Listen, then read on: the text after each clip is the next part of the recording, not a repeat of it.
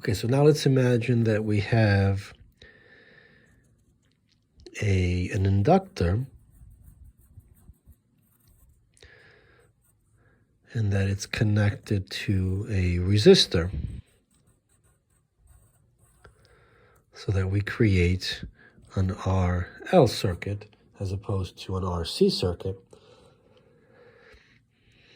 It's a little weird to imagine how we can get a current to flow in this system, but imagine that we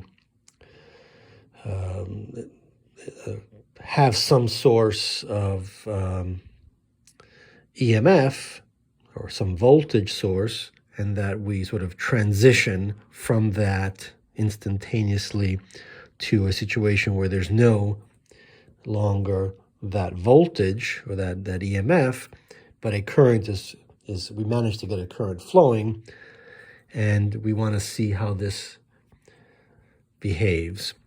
So we want to know how the current changes with time. And as usual, we need to figure out the voltage across our elements. We know that this is the voltage across the inductor. And we know that if Ohm's law is obeyed, then we have this as the voltage across there. And therefore, if this applies, then it takes this form.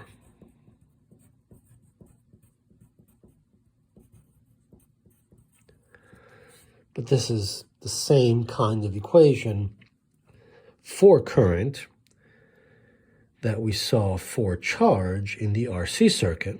And so we can see that as we try to isolate the current piece by taking this other piece to the other side, we now get di over I as opposed to dq over q for the RC circuit. And this looks like that. And so we integrate, we get the natural log, not of q, but of I, with some negative constant times a time, plus some other constant. And so, of course, the current will behave in exactly the same way as the charge does on the capacitor of the RC circuit. Namely, it dies off exponentially. We can consider the energy in the inductor, which we know goes like Li squared over 2, which in this case is changing with time. It's also decreasing exponentially. So we could consider the ratio to get a pure number, say the energy in the inductor at some time t divided by the energy in the inductor at t equals 0 when the current is I naught. Well, this is just the exponential term.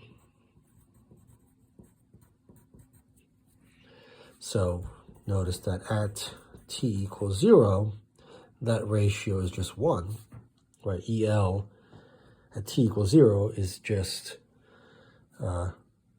this quantity. So we get 1 for that ratio. These two things are the same thing.